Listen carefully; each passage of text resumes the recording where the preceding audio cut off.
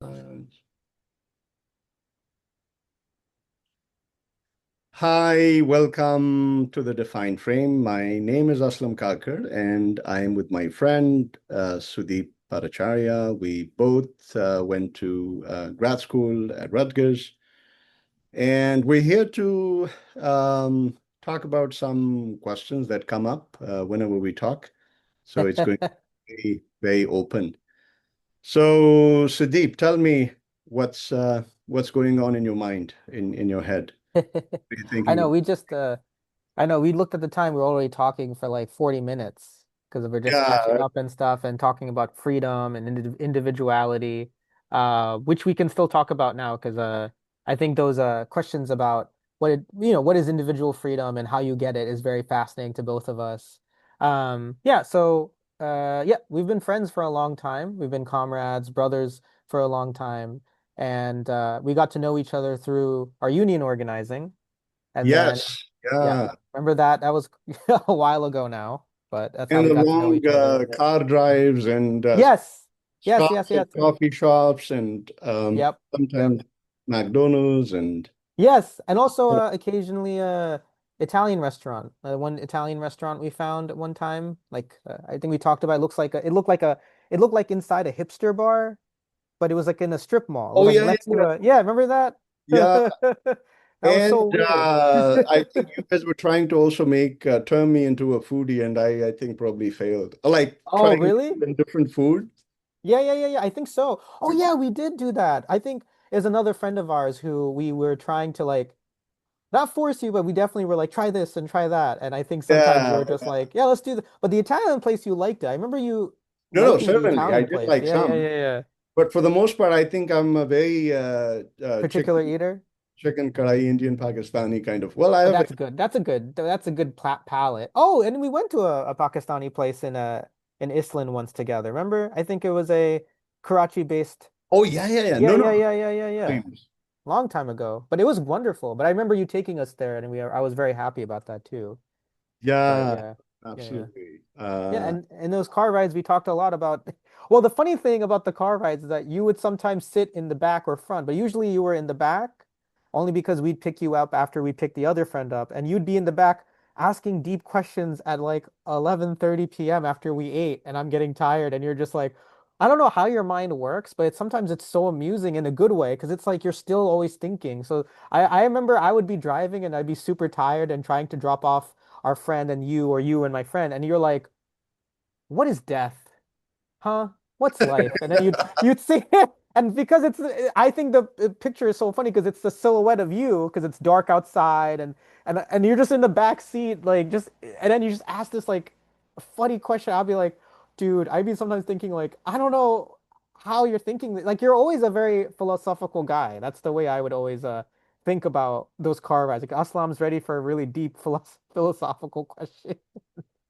Yeah, thank you. I mean, I think I don't know where it comes from. I think Mm, about it, growing up in a tiny village in Pakistan. I think I was always curious. Probably I didn't have the language, or I had, or the language was there. But the language is also very deceiving. I mean, a lot of times these things mm. happen in silence. You're just Yeah, sitting yeah, and yeah, there's stuff going on, right?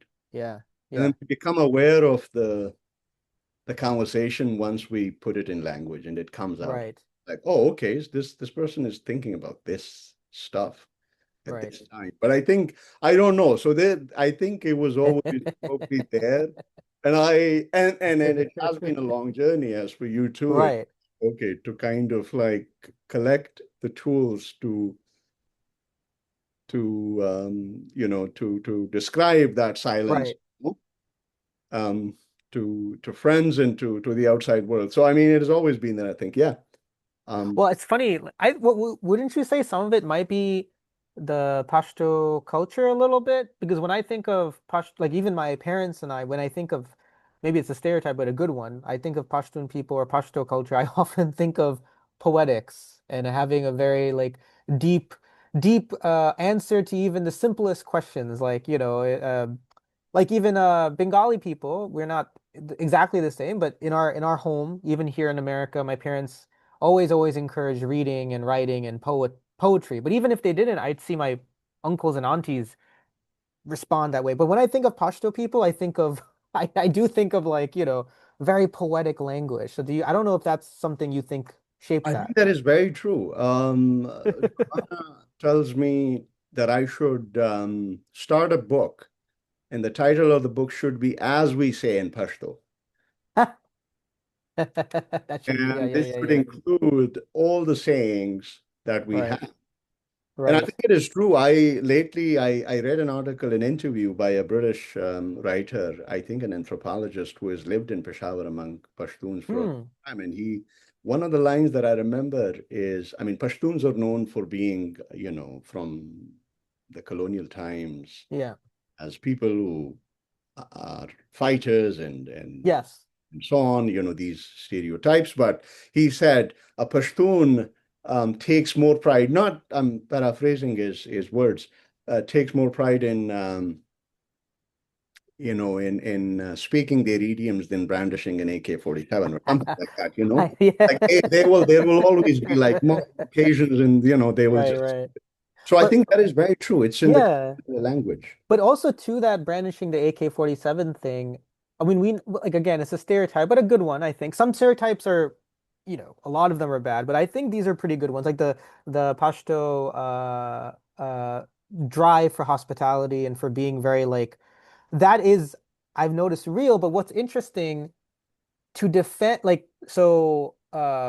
you know the story like Subhash Chandra Bose. He was a Bengali Indian freedom fighter. I think I mentioned this to you a long time ago. He's a major figure for a lot of Bengali people to this day, sometimes frustratingly so, because I think some Bengalis have to, you know, maybe I'm going to get a lot of hate for this. I think they have to sometimes look for other people sometimes because it's like a lot of, obsession about one person. But he was a peer of Gandhi, and he believed in militant action against the British. He eventually did form an Indian free military, which was also Hindu and Muslim.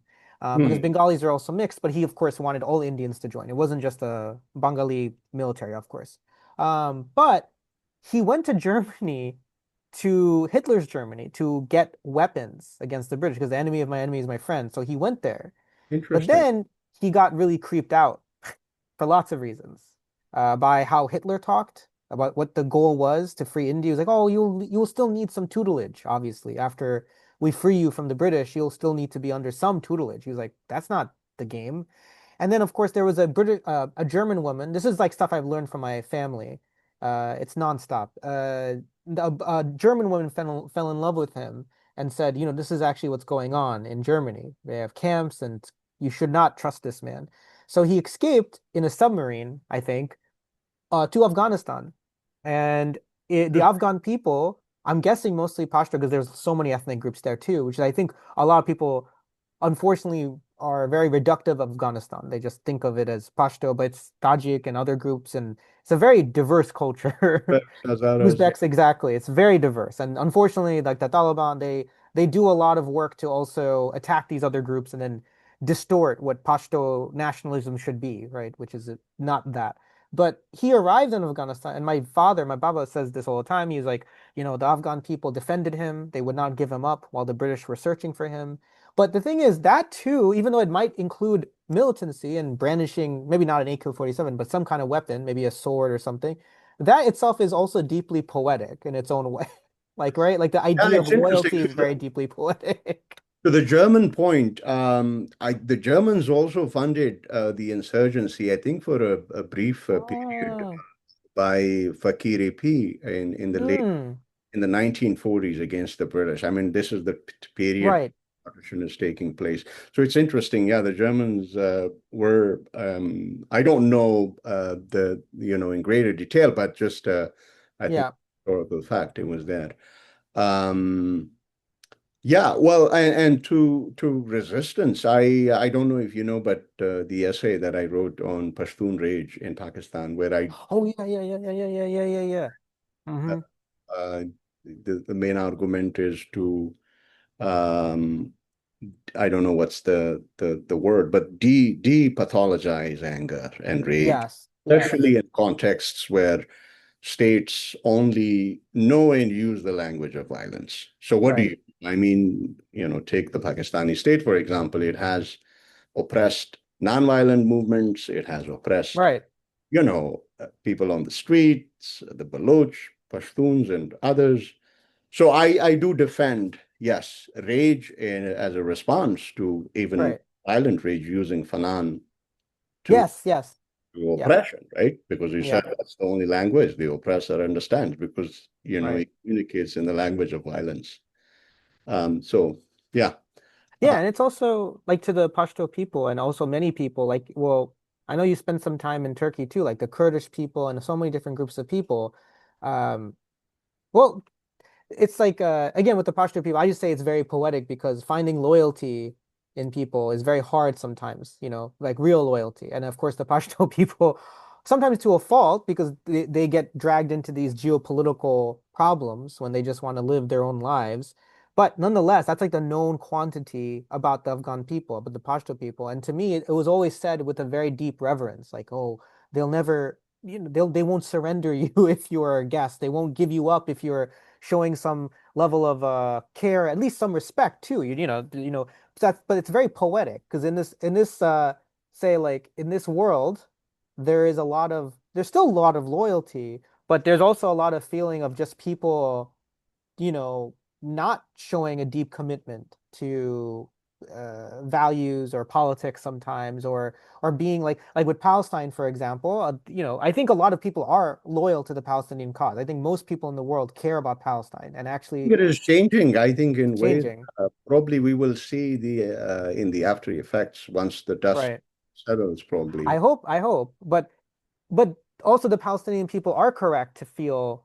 I read this article. I teach my students this article by Muhammad El-Kurd, and he's a famous Palestinian from I think the West Bank. I could be wrong. I could be wrong, but you know how the family line it probably is in both.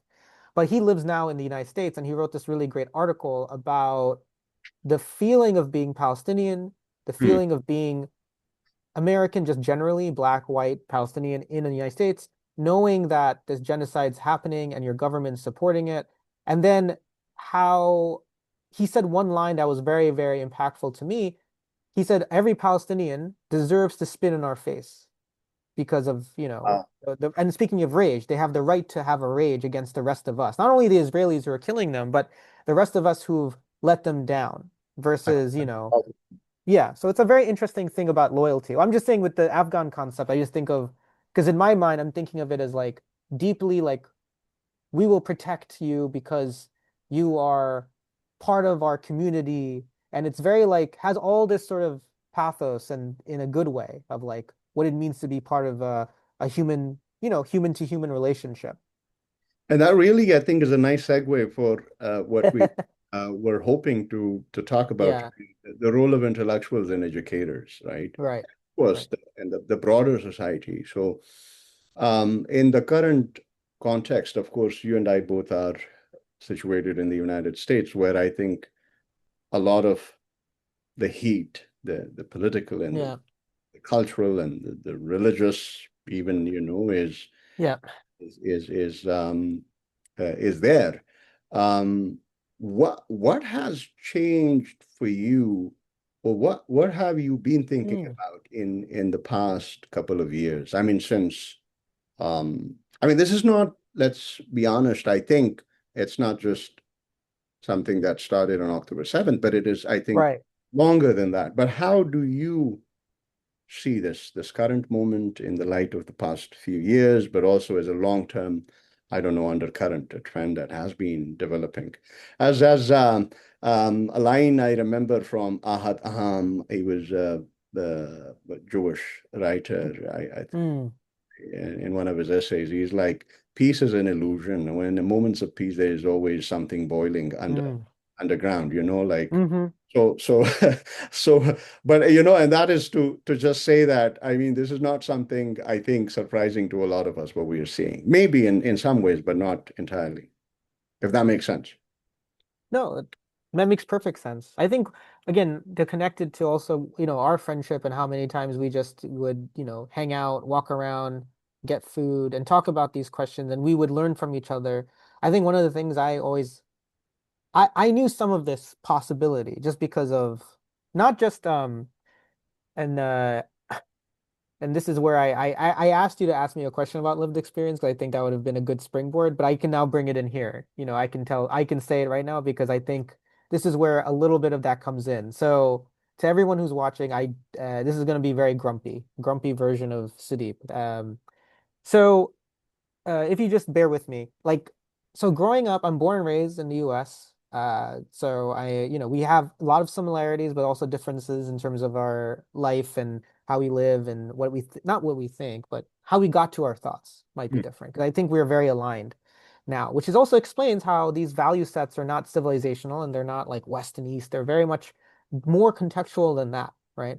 I think before we even started recording, we talked about car culture and how you could have car culture that's very similar from the streets of Philly to Riyadh, right? Where people are like riding around in cars. It doesn't really mean anything about difference. But anyway, growing up here, I grew up, after 9/11 happened, I grew up under that shadow I've talked to you about a lot. It was very bad. I think it's worse now, frankly, to grow up.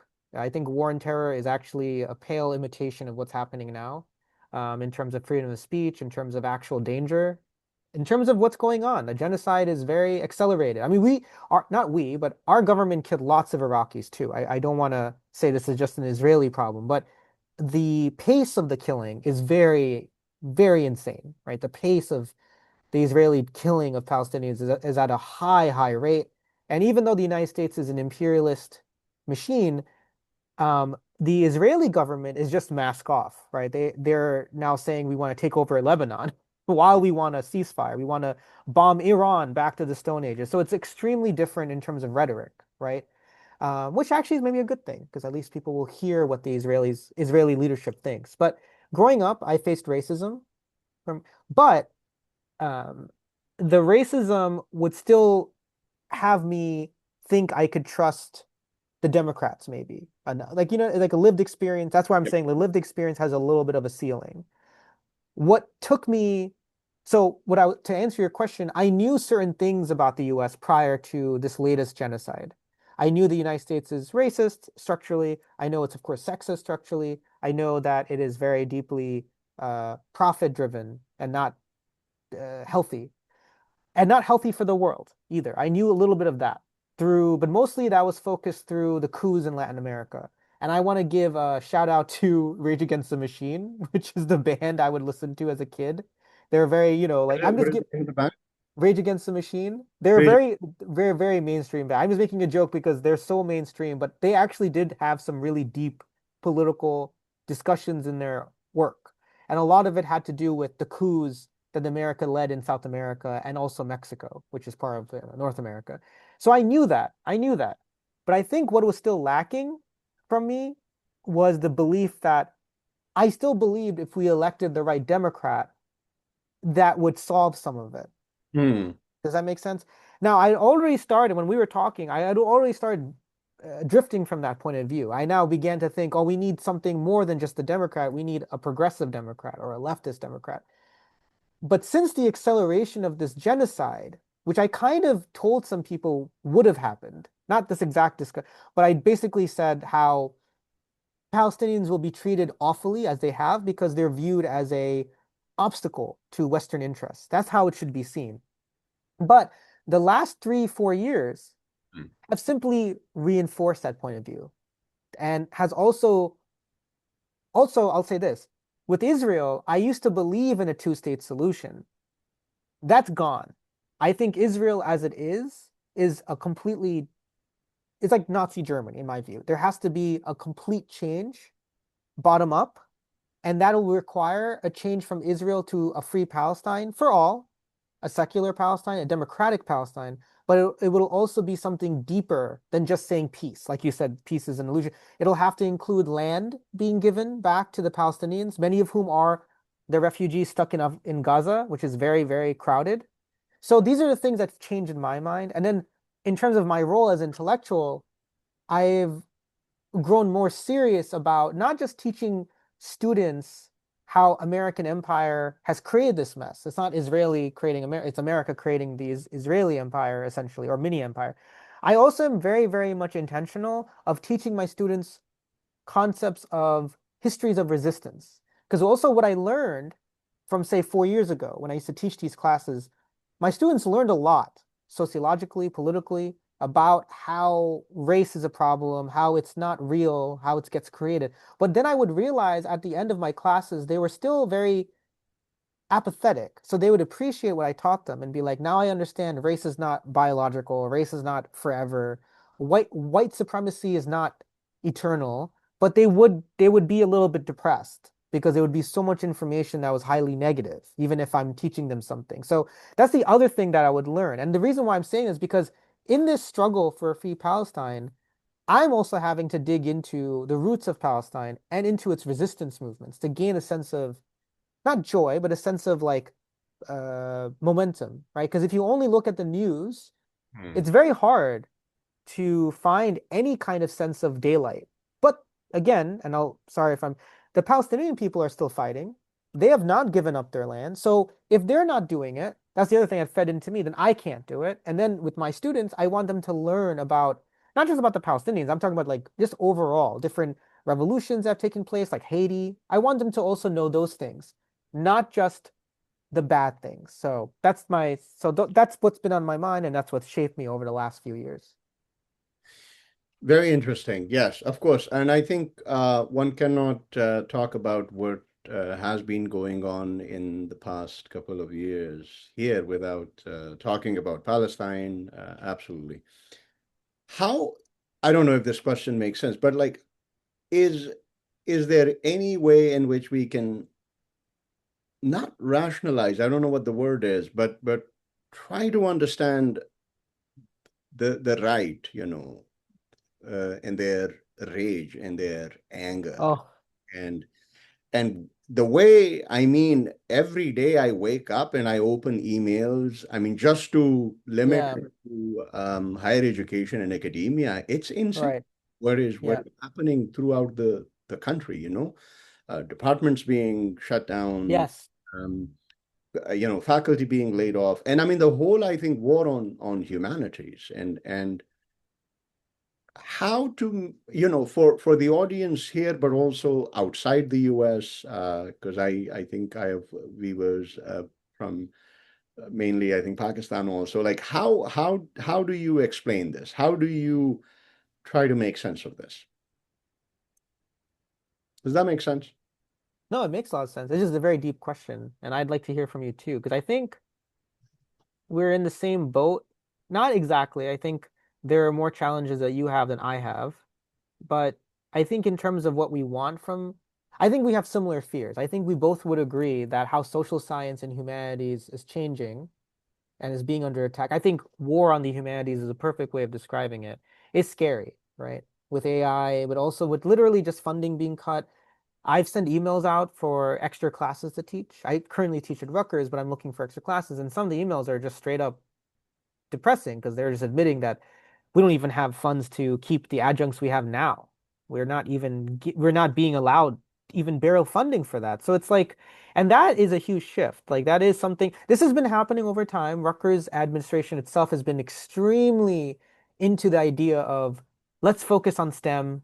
And STEM is good, but let's focus on labs, creating more labs so they can then, because in their mind, and sometimes right, the private industry will be very interested into we can't really, and this is why I love what we do. You can't really sell a thought. You can't monetize a thought, if that makes sense. Like if you teach a class and you write about rage in Pashtun culture, it's hard to sell that and package that in a store, right? Yeah, Versus very versus good a drone, versus a lab, say, product. yeah, Yeah. exactly. And so that's the problem too. So I was aware of that. But the Yeah. point being, I think for me, how I rationalize it, it's two different things for me. On a personal level, I'm still struggling because it's quite frustrating. Because when you need extra classes to teach, as you know, and money, sometimes you can't rationalize it. You're just like angry and upset and frustrated because you and I are great educators and people need what the books that we know they need to read and they need to have information because what's a life if you can't, we both love books.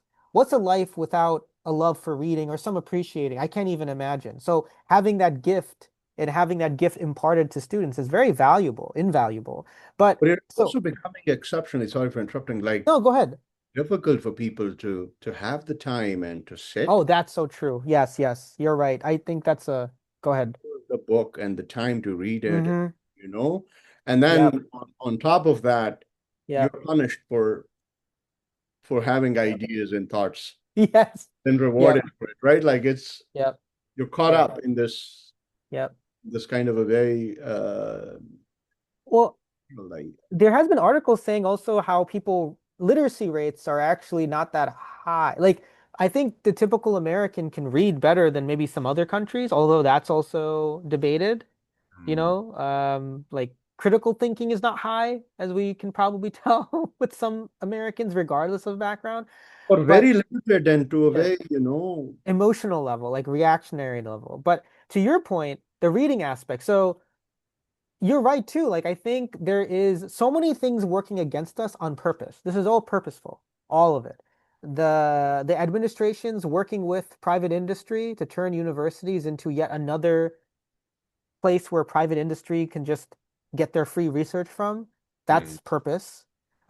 Two, getting rid of people like us. That's on purpose, right? Clearly. And Yep. three, making sure Americans not only don't they, or people in America, not only do they not want to read, but not give them the time to read, which is also on purpose, right? And that it comes from, like you said, having so many responsibilities, having so little time. And then I'll be honest though, but rationalizing at the personal level, I'm frustrated. But if I take a deep breath and I stand back, I still find little glimpses of hope because so where I live in our laundry room area downstairs, we live in a big high rise in a big building, lots of different people. Most of the people I think I would argue who live in our building are mostly lower middle class, working class-ish. So people aren't like living lavishly. But in the laundry room, there's actually a little library for people to read while waiting for their clothes. Yeah, I actually donated some books, and I think someone may have taken them. Donating Yeah, some books too. yeah, Yeah. yeah, yeah. I have to do it because my girlfriend is like, "You have too many books." So I was like, "I'll just give them up there." But what's interesting, I've seen the pages like bent. I've seen people read, but again, that shows you that again, I think it's very innate for people to want to have the time to read, but it's hard. And then if you think about laundry, it's still doing an errand, right? So while you're doing an errand, that's when you can get to read. But then really quickly, I think you'd agree that reading, even having time to read while doing laundry, is still different from having the privilege of reading in a group setting where it's much more time can be given to what you're reading. You see what I'm saying? And also Yeah. the types of books that people are reading. I'm not blaming them because I think your reading is good. At this point, I'm just happy people are reading the books downstairs, except for a few, are usually like detective novels or like, very like, love romance novels, things people can easily digest while reading it there. But still, it's still a different format. Like even if they were reading Frantz Fanon doing library, I think that still isn't enough. I think everyone deserves to have the time to read that book without doing an errand and also reading that book with people like you and me and other friends who could say, "Hey, I don't understand that line or I don't understand that concept. What does he mean by pathology of violence or something?" So still it's like a lack. And I just lastly, this is all purposeful because in other cultures where in other peoples where even they're not as rich as the United States, the problem is America is very rich. They have no excuse. It's all purpose. Even in India, in Pakistan, you have booksellers who line the street with books. So it's not anything to do with necessarily poverty or a culture of struggle. It has everything to do with a culture of capitalism and lack of time, right? So yeah, okay, this is interesting. So like so reading and higher education and paying teachers enough money so they can live and come back because it's let's not be fools. I mean, it's very difficult, right, to Yeah, do this kind of work and not have money. It's insane. yeah. We also don't live in a society. I mean, they say this about Socrates, who would just go around and share his fascinating thoughts with people and just ask them to feed him, to take care of him, because he was, You didn't Yeah, write, yeah, you yeah. know, but like we don't live in that society anymore, right? You Right. have to have the means to support Right. Yeah, yeah. kind of And work that. also, honestly, you don't want everyone to be Socrates. Like you and I, we Oh, wouldn't want everyone to just go around and say, "Oh, Professor Aslam, what are you doing?" And you're just like fixing your bike, and like, "What's a wheel? What's a bike?" And you're like, "Just leave me alone. Like this is not the time to ask me questions." And then five other Socrates come no, down I there. get it. But my question was like, on the one hand, you have these Mhm. educators, right? Intellectual Right, right, right. educators who don't have the means to support themselves and the work that they Yeah, do. There are, like, as you just said, there are no classes and there is no funding and all of that that's stuff, true. right? It's crazy. But then on the other hand, well, I mean, I've had part-time jobs where, not on the other hand, but part of that, you have buses and trains which don't work, like I was once on a bus which stopped literally, no exaggeration. It stopped like 26 times to a standstill. And it was Yeah, yeah, hitting like total darkness inside the bus. And I'm like, is this the US? Like, but it's literally in the midst of a war yeah, yeah, yeah. on which, look, I just don't understand. Like, they can't be this crazy and stupid. But you know what this is though? Do you mind? There's the have you heard the phrase the chickens are coming home to roost? Yeah, yeah, yeah. Yeah, and that's what Malcolm X said that about John F. Kennedy when he was assassinated. And not the best phrasing, but he was basically saying he wasn't being mean to JFK being sad. What he was trying to say is that America creates a culture of violence abroad at that time. It's bound to come home here, which is true because after JFK, his brother got shot and killed, unfortunately. And then, of course, I didn't Malcolm know. X was murdered, and then Dr. King, because America, whether it be left or right or whatever group you're in, sometimes with so many guns and violence and the movies we have, like I'll be honest, like a comedian said this, not me, but the United States has a habit of making war films where they'll invade your country like Vietnam and then they'll make movies about how it made their soldiers sad that they invaded your country. I know, Don't yeah. Yeah, yeah, yeah. And then but the thing is, like, you watch all these movies growing up, not me for example, because I was lucky to have certain parents who were like Vietnam was a bad thing and whatever, their political background. But Yeah. just to say, like, growing up in this culture is very, very, you can grow up a certain way. But the chickens coming home to roost is uh, America, with the United States, under Democrats and Republicans, did not do any kind of social public investment for the last 30, 40 years because it wanted to create an economy that was very like high speed for whom, but Silicon Valley, they wanted to create private developer infrastructure. And frankly speaking, after the fall of the Berlin Wall, the United States no longer had to worry about a competitor.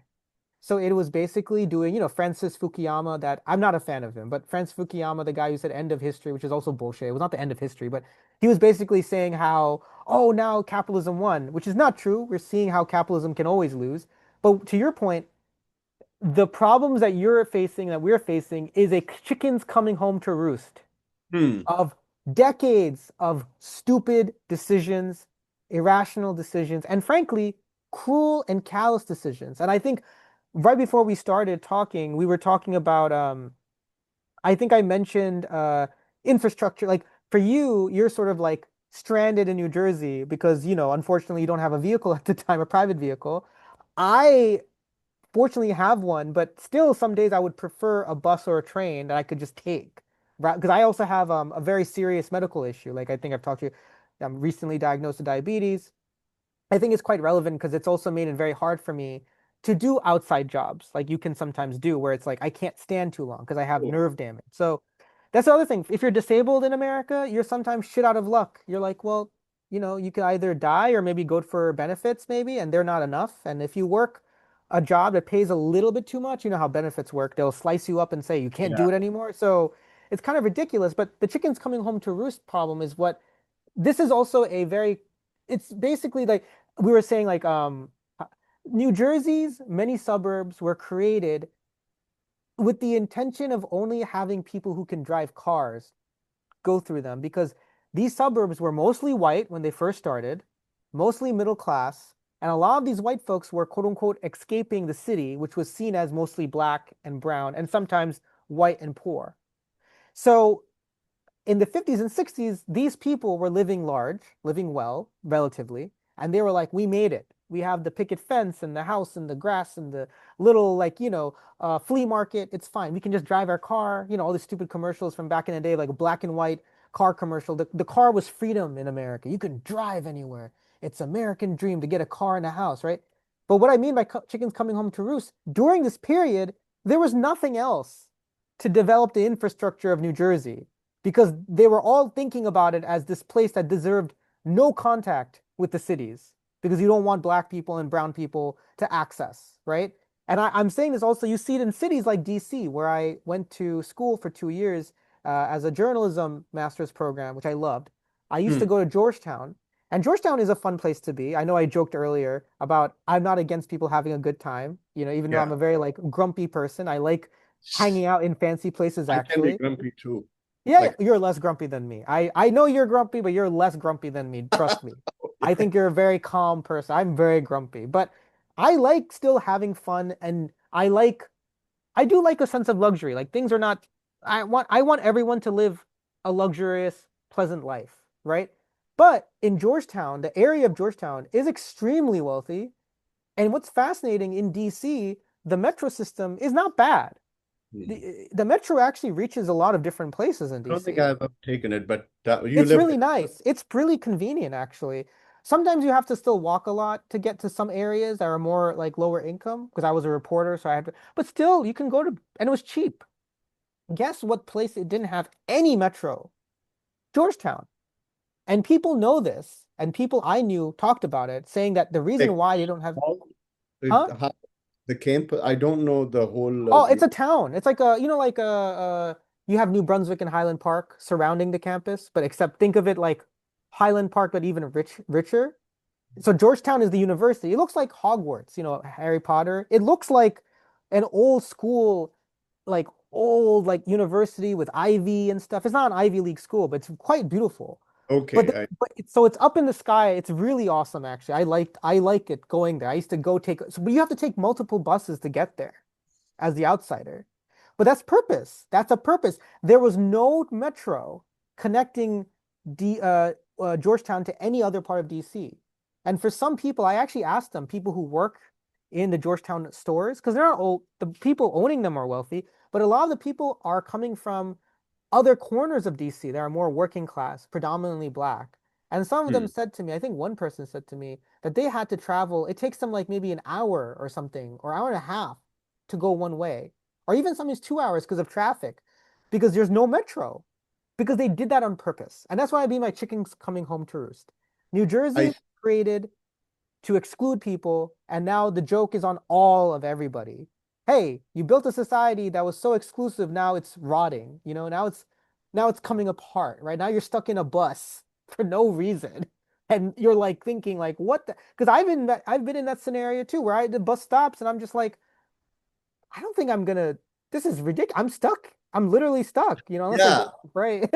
and this is like, I mean, mind you, this is the United States. I mean, people Right, back home think like, I mean, they think it's an economic and political paradise, and it's right. a freedom, and you just get there, and everything is great. But once you start living here, you kind of come to terms with the reality of things.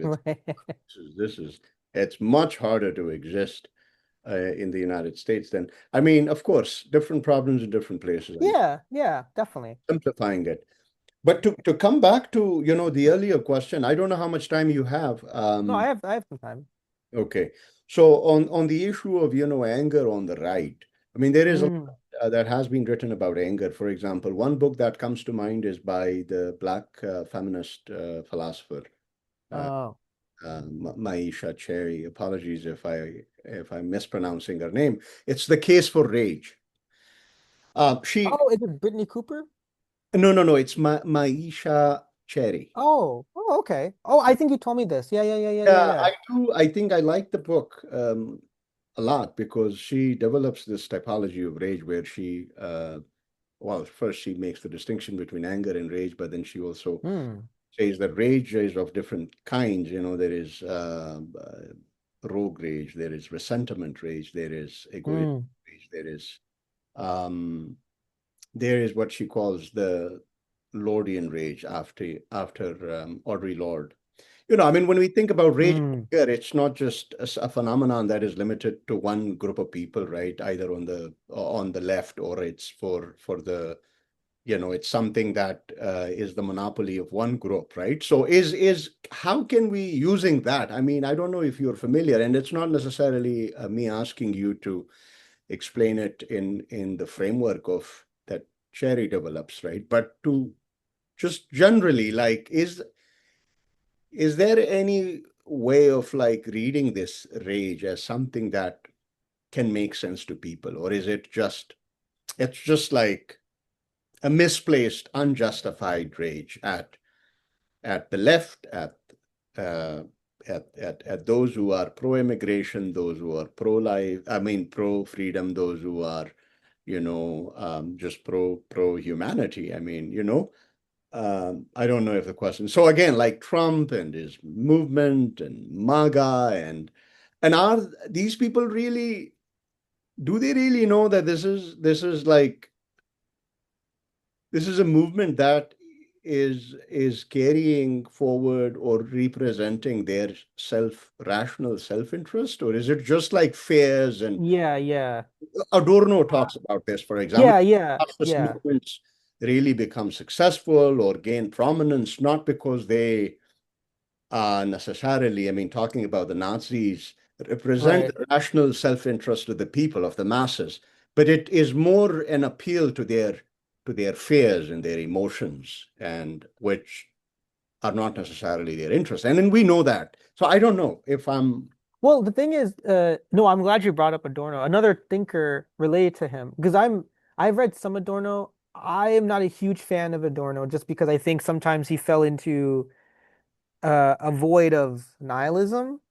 But there's another thinker I really do like who was not a competitor, but someone who would speak to him, which is George Lukács. I've mentioned him I think he's several times in other critical of Lucas, interviews. but yeah, no, I'm Yeah, not. yeah, yeah, yeah. Please. No, no, I know. I think, but what I have the authoritarian personality from Adorno, and I use that sometimes as a way of figuring out fascism and stuff. But the Interesting. rage question is so interesting because I was writing notes when you're saying, and I think like I haven't read that book, but there's like anger and rage. I know she defines it differently, but I'm going to try to put them maybe together slightly. But anger to me is something that is not inherently bad or good. Like for example, Toni Morrison, the great late novelist Toni Morrison, she said you need anger and love to build change. Because, for instance, if you get detained, or God forbid something happens to you, or God forbid something happens to me or someone I love, like my partner, I think they would rightfully, and I would rightfully, and you would too, want us to be angry that something happened to you, right? It'd be very bizarre. Like you feel weird when you bring something up to a friend and they're just like, "Oh, okay." Like, you're just like, What is that's not good." Like having emotions is good. Obviously, having emotions that spill into irrationality, like you are now just thinking blindly, that's different. But you want people to be angry. Like if something happened, God forbid, to you or to my partner or to whomever, to my parents, I would be angry. And I think again, they would expect me to be. They would be weirded out if I wasn't. And then Yeah. out of that anger, but where is that anger coming from? It's built through love, right? Like I love my partner that I'm angry that something happened to them, right? So those are connected. With the right wing, which I think is a fascinating question, I think some of it is, to be honest, just psychosis. I think for some, it's not, it's rage, but it's a type of rage that is very, very destructive and doesn't really have love underneath it. Interesting. I think for instance, um, for instance, with the there's another writer, Richard Seymour. He's a political theorist who I do like, and he wrote this book that I reviewed for I forgot what magazine. Sorry, but I read one of his books. It was called Disaster Nationalism. And he said, to your point, the right wing, who, like, what are their interests? Like, do they not know, like, MAGA people, not the movement, but do they not know that the movement doesn't really care about their real interests? I would, I would actually add a little ripple to that slightly. They Please. have one interest that actually is met. And fascists have done this, whether it be fascists in India or fascists. It's the interest of getting to beat the shit out of the other people. That's the truth. Because if you look at the horror of it, they just want to beat the shit. This is what I mean by psychosis. Or is it They like have an road rage? I think, I mean, it's road rage on a destructive scale, right? It's Yeah. basically saying like with the Israelis, for example, I told a friend this. I said, I'm really convinced, and God willing, this does not happen. I'm very convinced, and I was correct about this in the beginning, also about them wanting more and more, even though it's irrational. What the Israelis doing is actually quite irrational. If the Israelis pace themselves, I'm glad I'm not glad they're doing this because this is killing but I'm saying if they were smarter about what they wanted, which was all of Palestine and maybe parts Uh-huh. of Lebanon, they would have paced themselves within 3, 4, 5 years of doing it. Because Palestine, to your earlier point, Palestinians have been killed over and over. It's called mowing the lawn. This is what the Israelis Yeah, yeah. call the process every 4 or 5 years. And sometimes it creates a lot of anger from people like you and me, but sometimes people like President Obama could be like, don't do that. But it can be sort of dispersed. But the Israelis are being irrational. But my worry is with their road rage, which is destructive, it creates a sense of psychosis with no love, where I am very convinced that it is a scorched earth anger, meaning if I can't have Palestine, I You can, will drop I mean, I'm saying as an Israeli, not me. yeah. The Israeli thinks I will then like Smoltrich, I will drop a nuke. And a friend of mine said, "Do you think they'll drop a nuke even if it means it'll harm them?" And there is actually evidence showing they can do nukes that don't harm them. They've done those kind of things. But even if it did, I don't think it would matter. Same thing with some diehard MAGA conservatives. Do I think they care that they're losing money? No. I actually think they're like saying, "Oh, Islam? What's an Islam?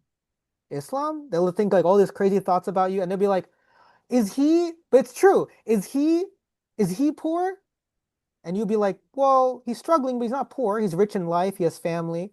He has people he loves. But they'd be like, no, no, no. But I don't want health care. It's like, well, why don't you want health care? Because then Hmm. he could get it. It's like, what? Because that's actually happened. The Dying of Whiteness is this book. They actually interviewed some people.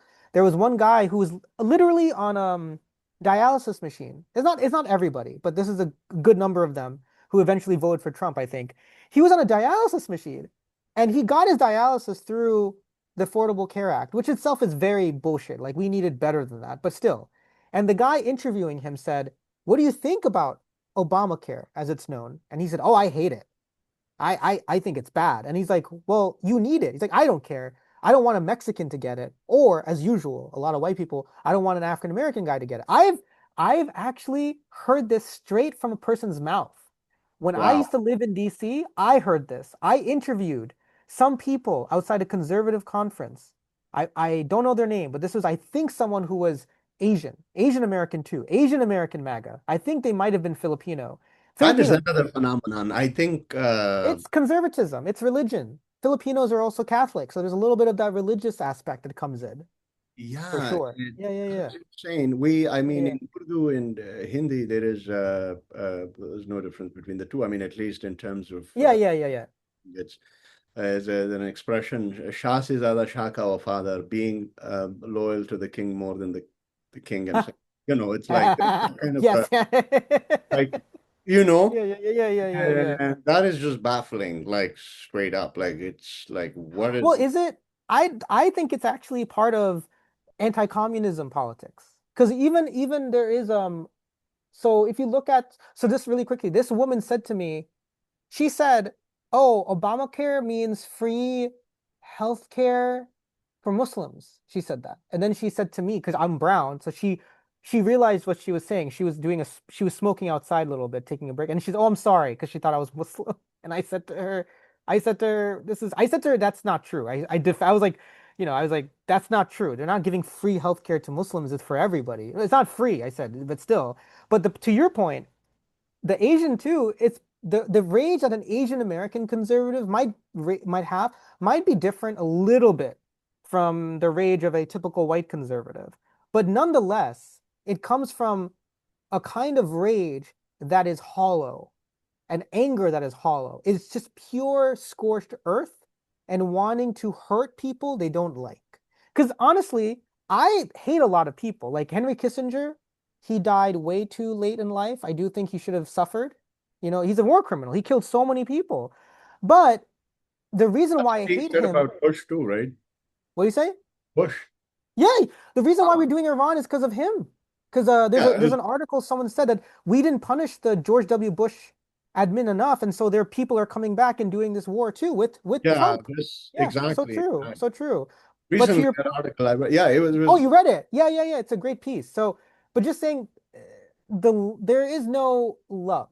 It is because even if with Kissinger, I hate him not just because he say did something personally to me. It was because he killed Chileans, Bengalis, by supporting the Pakistani military, killing Bangladeshis. So it's still out of a sense of love for the people who were murdered.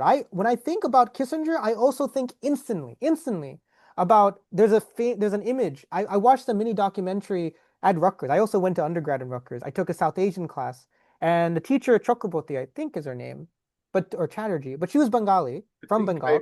Yeah, probably yeah, she's great.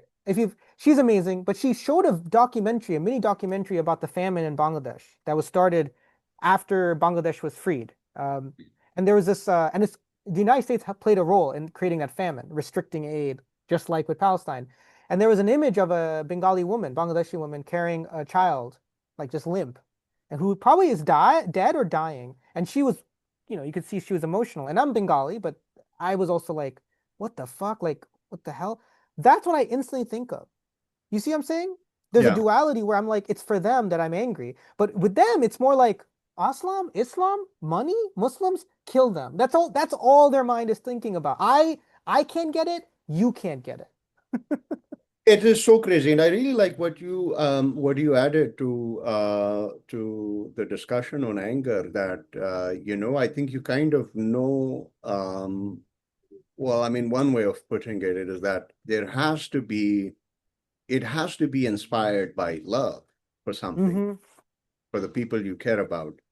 But if there is no love, and I will add, then what it's just anger for the sake of anger and Mm-hmm. destruction, right? So and I can't remember the whole thing from the top of my head, but Cherry, for example, develops this whole framework around like what is anger supposed or rage supposed to be like Right. so she says, well, there has to be a target Mm.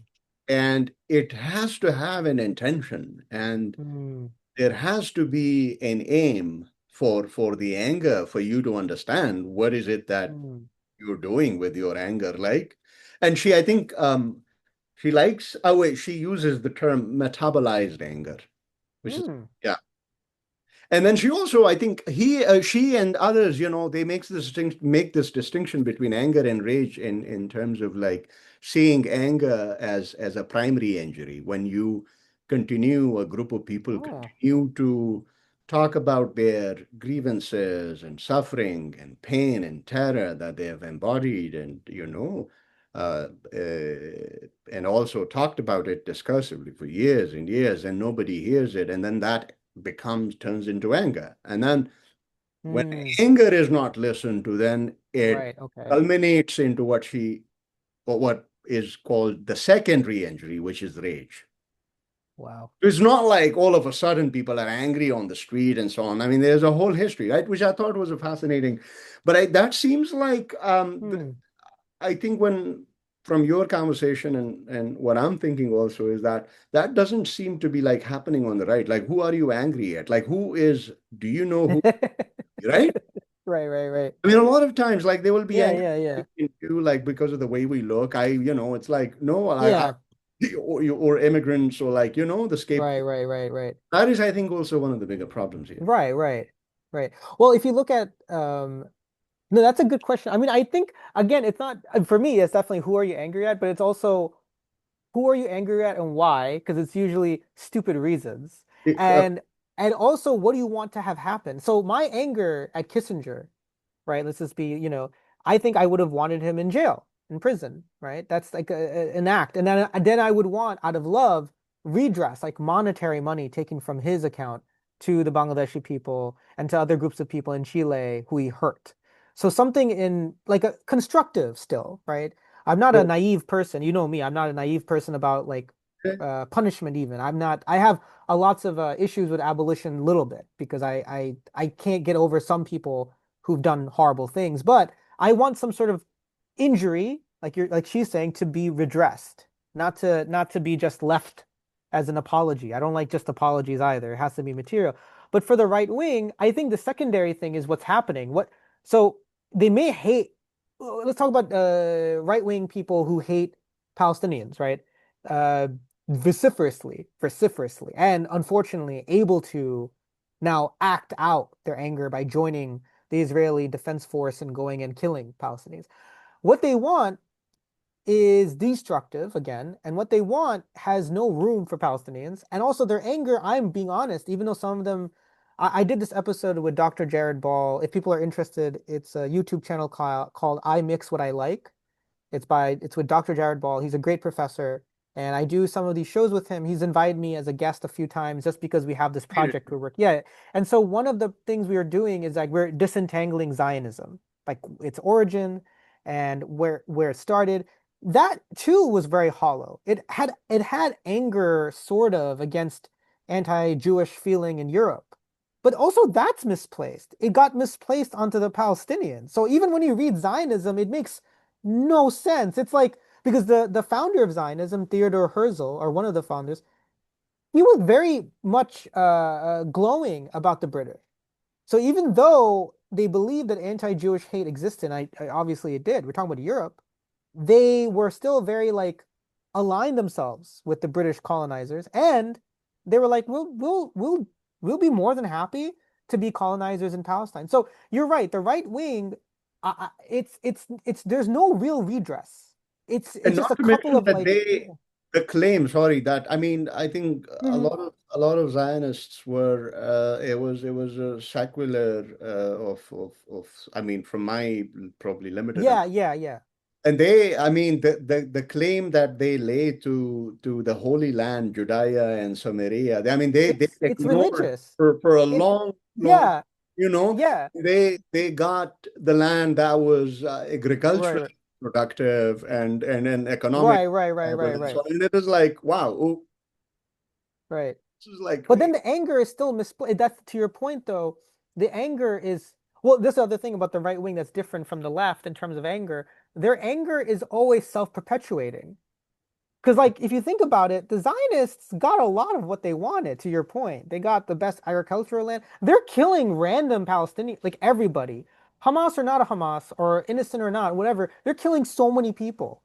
Like you can also be a government official in a Hamas, like same thing with Iraq. You can work in the government and just be a doctor. You're killed, right? And then Hamas, tick one, tick two, tick three, and you have Palestinians who are joining the resistance because they're being, they just saw their parents killed. They're getting killed off, and still the right wing, or I just say the Zionists and the very right wing MAGA people, and some right wing Democrats, because this started under Biden. Biden was the one who opened this bloody portal and to paraphrase Arundhati Roy, because she talked about the going into a portal from COVID.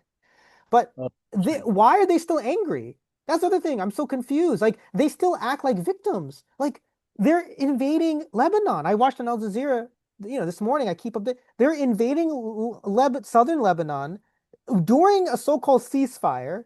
They want to get rid of Hezbollah, but they're angry Hezbollah exists. But Hezbollah keeps saying, if you stop invading and you leave Palestine alone, we can negotiate. But then if you look at them talking, all of them from high and low, it's this weird sort of rage that is also, there's no way to address it unless you and I, to be quite blunt, die. There's no end to that rage. It is self-perpetuating.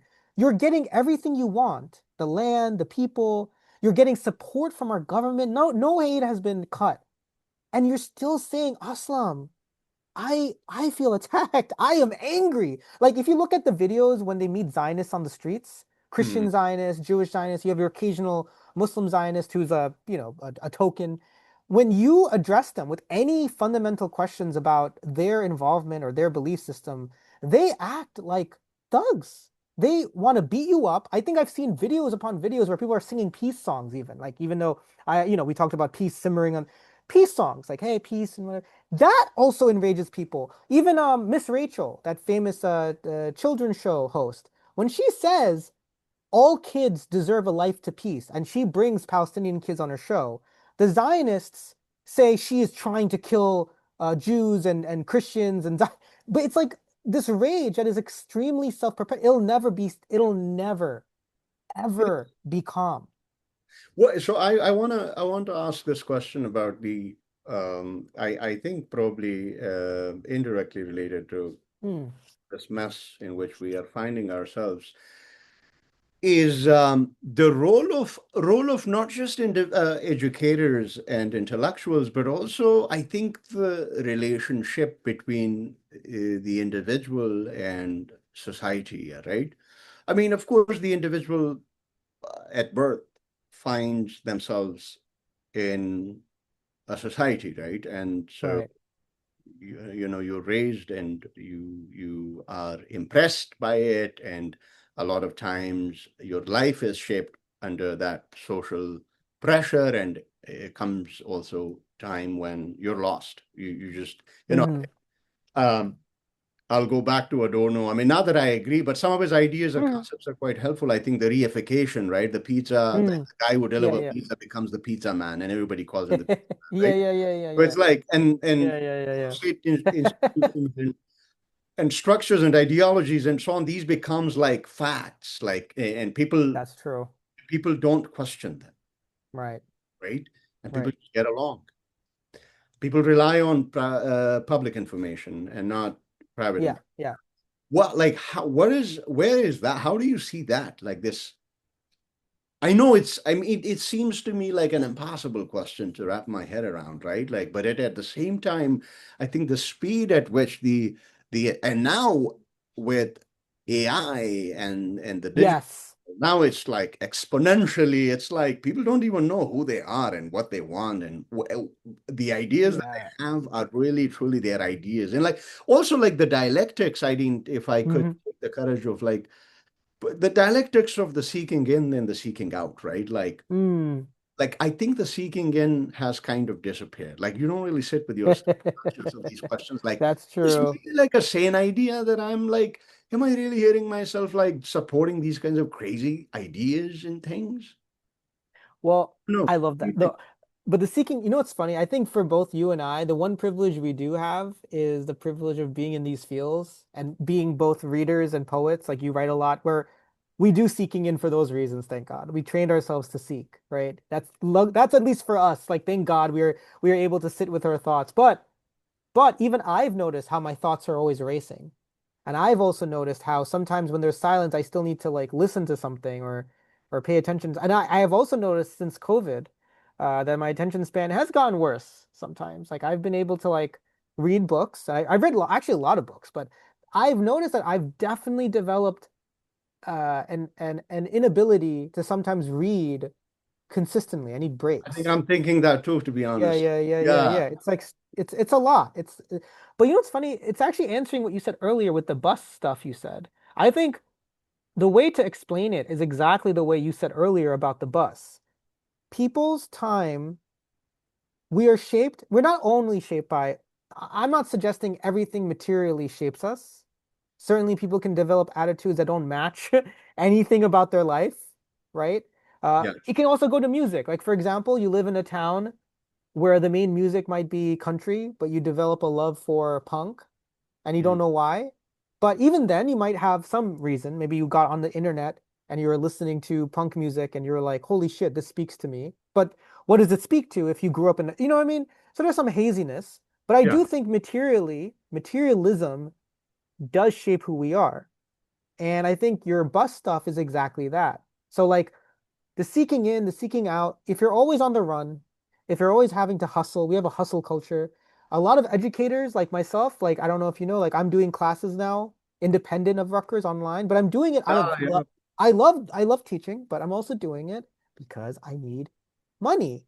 And I've done entrepreneurialism. I'm doing an entrepreneurial act. Yeah, it's crazy, and I don't want to No, no, go ahead. Go ahead. eat Add, up add. on your finances, but are there people who are like, just I'm curious, are there people, because I got this idea too, I kind of struggle Yeah, with it. yeah.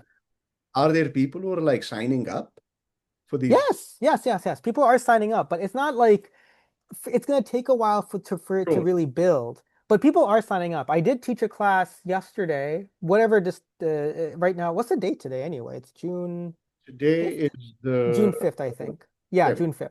Yeah. So yesterday, last night, I had people sign up for one of the classes. About 8 people showed up. And then the same week I had two others show up, so 10 this week. Oh, And then that's the previous week I did four. So it's been good. But what I'm saying is that I was also all of us are hustling. All of us are having to do either multiple jobs or do multiple hustles, regardless of educational background. Unless you're like living really large, most of us have to find different income sources and blah blah blah. So I think that's what's preventing the seeking in because sometimes you're just fucking tired, and you're just like you just want to do something fun or just sleep. Or just sleep or just take it easy. And I think the role the relationship between the individual and society too, I love that question because we talk about this a lot, you and I. I yeah. definitely feel that the so I do think though that there are more people, like we kind of said, in America whose ideas have been shifted. I do think that's happened, right? Like with Iran, for example, the war in Iran, the moment it started, right? If you look at the surveys, it's very low support. Um, Oh, yeah. it's like 34%. And I'm That pretty sure it's that seems like dropping. some kind of a Yeah. hope. I mean, I know Yeah, it yeah, yeah, yeah. these moment of despair, but it's like, wow, okay. Yeah. So, but to your point, and this is again my grumpiness coming out about lived experience. So my engagement with how people are is this. I don't think people are buying, I don't think all Americans are buying everything Hmm. that Trump is saying or other people are saying. I think that's not true. I do think a significant number are. This is a very boring answer, right? Like I think both of us usually arrive at very nuanced answers, and that's the other irony of our society where people don't like nuanced answers. They also like clickbait, right? Because someone could say, "Oh, everyone's Trump and everyone's stupid," or someone could say, "Everyone's ready to be revolution," and I'm saying something like, "Well, some are, some aren't, some are this, some are that." That's what's happening. But what's missing is a revolutionary party, a revolutionary organization that can pull people's frustrations to a higher plane. To speak a little bit about the rage equation, like the different, I know, anger to rage.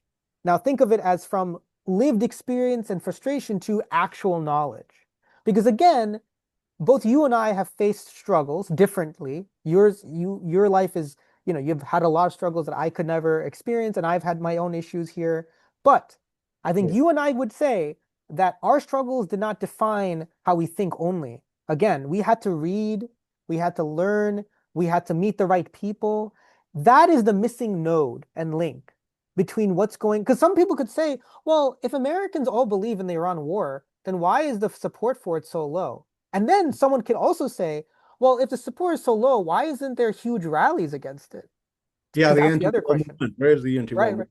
Question. Exactly. So those dialectically they exist. They're an and. They both can be together. Like there is a there is growing anxiety and there is also growing uh, incapacity towards change. Like they don't have to be either or. It doesn't have to be revolutionary society or radically conservative. It's both. And I think how do you explain that, right? It's interesting. There are a bunch of questions racing to me for attention, so I don't know which one to pick. But I read the book by Eric Fromm on being human, Oh, and this is a few years ago, so probably I don't remember his argument or exactly the details of the book. But I think the question that I remember is that he says that, I mean, this was written in the I think the almost start of the second half of the 20th, yeah, I think so. the First World War and Second World War. So the question that he poses is that, we post Enlightenment, I mean, with its own sets of issues, of course, and the Industrial Revolution, the Scientific Revolution, and this is like the Right. 20th century, right? Where comes this century where probably there was this expectation. I mean, maybe that is misplaced, but the way he puts it is that we're hoping that there would be like unprecedented prosperity and development and peace and so on, right? Right. But instead, the world got plunged into the two devastating wars. So I don't know if it's the 21st century moment of the 20th century, it's like despite, I mean, we know at this point, I think we have, I could be wrong. I think we have learned enough in terms of how to behave Yeah. politically and culturally, Yeah. Yeah. socially. Yeah. But Yes. I mean, I've heard people have been teaching and writing and for years, but I think what is so crazy and weird is that in spite of all of that, it seems like people don't know. No, I think it's a bit, I think you're right to some extent, And but with the mix of AI and I mean, and everything that is, no, I no. think, I and the think the war question only, of Gaza I genocide. think the I think the question of we though is interesting. I do think a lot of people generally in the world Hmm, don't maybe are not sure what the world should be, but they don't want this. But the negation does not mean a projection of something else, right? People can be like I know a lot of people who from various backgrounds don't like rich people. A lot of people in America hate rich people. But based on different other attitudes, they sometimes fail to understand what politics they need, and they sometimes like gravitates towards other kinds of politics that are not good, right? But the point being, what I wrote down, how can you ever have a world of abundance as long as you have a world ruled by US capitalism and colonialism? And that is the true material thing I'm talking about. sure. There is the soul. The human soul, I think, will always have, I wouldn't say issues, but I think you and I would agree, the human soul will always have some questions and reflections and philosophy, even when society overall becomes more utopian. I think it's a human condition to ask a lot of questions, right? I think that's a good thing. Yeah. But the way we're living now is totally not about that. It's not innate, it's not inherent to the human condition. I think the human condition has become bestialized and distorted by US global politics. And it doesn't mean the US. What I mean, like with Pakistan, for example, the Pakistani elite that run that country, just like the Indian elite that run this country, they also are propped up by the US. I am pretty convinced that there would have been changes in Pakistan without the US propping up its many military generals because its military generals are anti-communist, and that's it. I mean, Zia Hook was crazy. He brought in a lot of stupid laws by that point, and now people in Pakistan and other people around it think have always been there. That's not true. Blasphemy and such. So, but that's what I'm saying is nothing innate happened. It was a political choice. And that's so interesting that you're bringing Right. this up. I mean, the idea that what is not that the U.S. I mean, this country itself is built on, as you Yeah. know, on oppression and blood and Right. bloodshed of the natives and black people and many others along the way. Yeah. Um, but I mean, in some sort of a weird way, this has also been a place where I think I am questioning myself while trying to frame this thought is that, I mean, democracy here I mean, the history of it, they always try to demote democracy. Have always demoted democracy where it was against its interest in other places in the past. Mm-hmm. And yeah, it supported democracy where, in cases where it's was aligned with its interests. So there's that.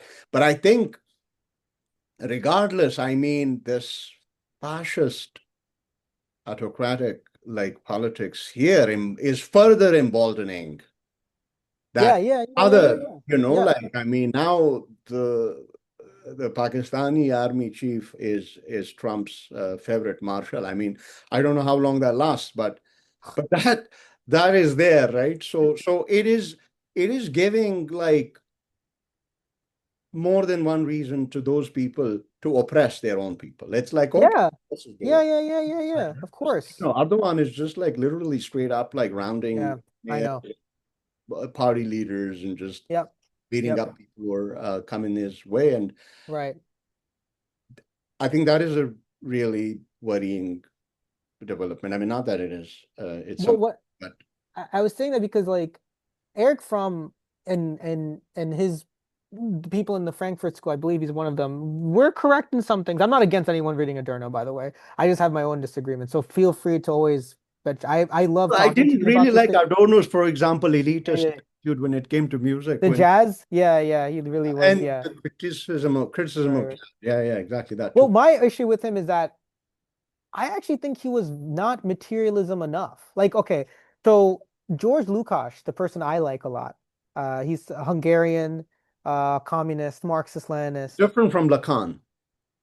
Yes, yes, yes, yes, yes. Lacan is I never really read Lacan. I Yeah, but think I've read Lacanian feminism though. I And that's a shout out to the Rutgers department for doing that. But I didn't read Lacan himself. I read like Lacanian feminists. haven't either, but Um it comes up reading when I read yeah, yeah, yeah. All this the Slovenian stuff. philosopher.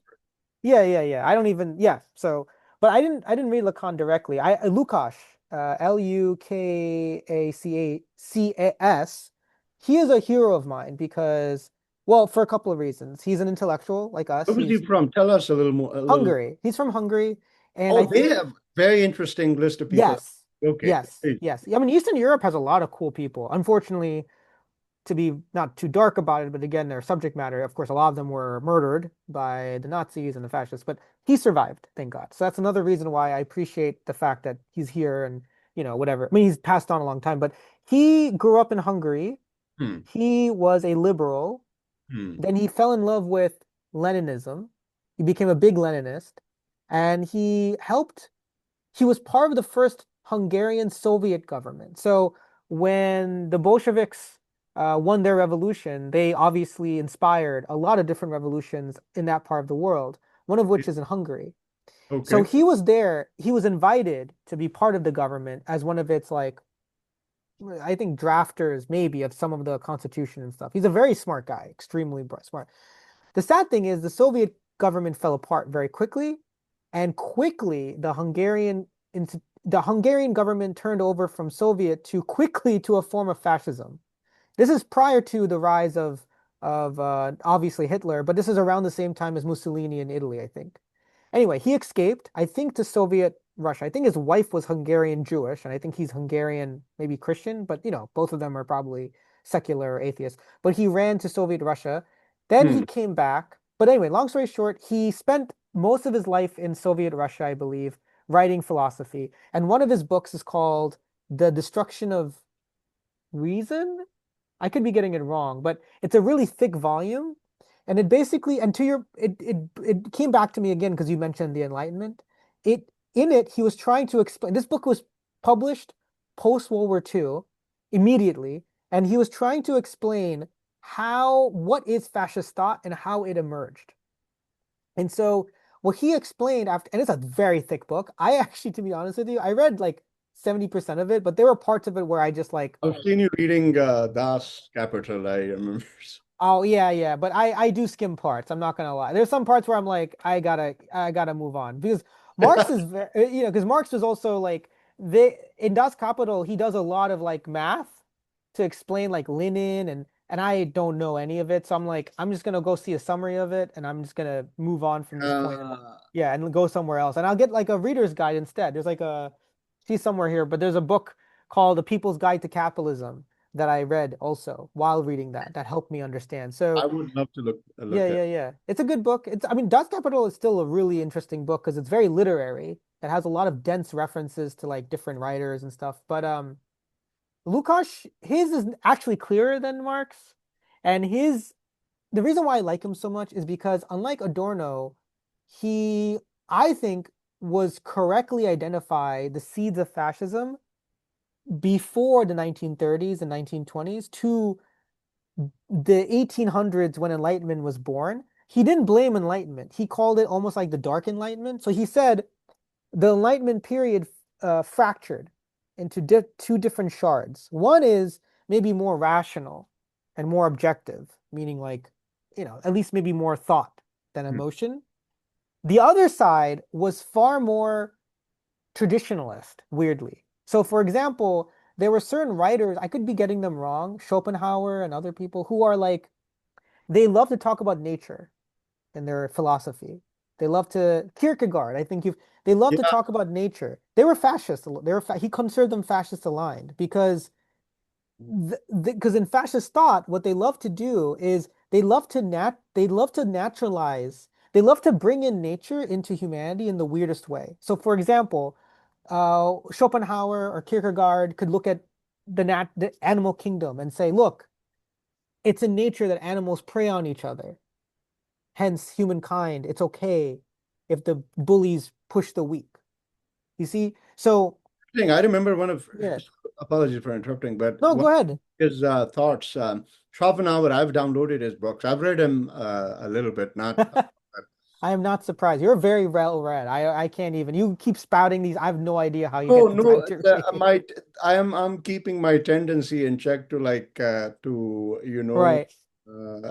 in fact I was telling Joanna the other day, I'm like, I think now I've been kind of making this distinction between people starting straight up in conversation with like throwing big names here and there rather than Oh, we're starting with their own idea and weaving yeah, into, yeah, you know. exactly. Anyway, so I'm just mindful of that. But back to Schopenhauer, he says, so yeah, you're right. He talked about nature and he also wrote about human nature, right? So he's like, Yes, yes. composed of three things. One is egoism, the second is malice, and the third is compassion, right?